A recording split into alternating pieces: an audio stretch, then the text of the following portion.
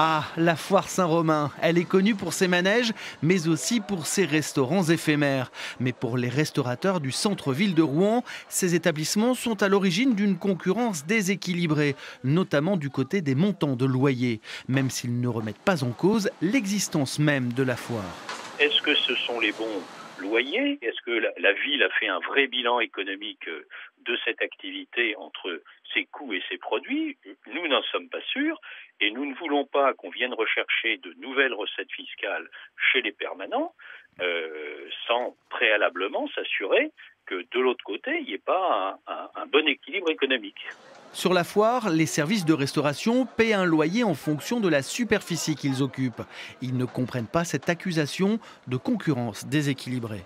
Je ne vois pas où, parce qu'on est soumis au même régime que la restauration sédentaire, en ce qui concerne tout ce qui est alimentaire sur la foire.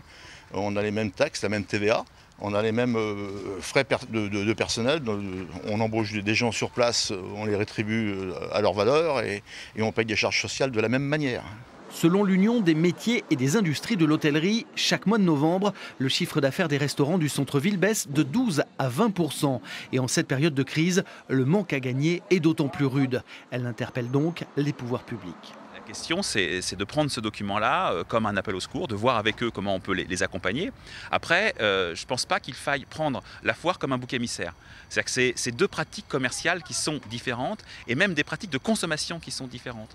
Les restaurateurs proposent d'installer quelques manèges rive droite afin de ramener les visiteurs dans le centre historique. Après les vacances, la mairie va, elle, organiser une réunion pour tenter de trouver une solution.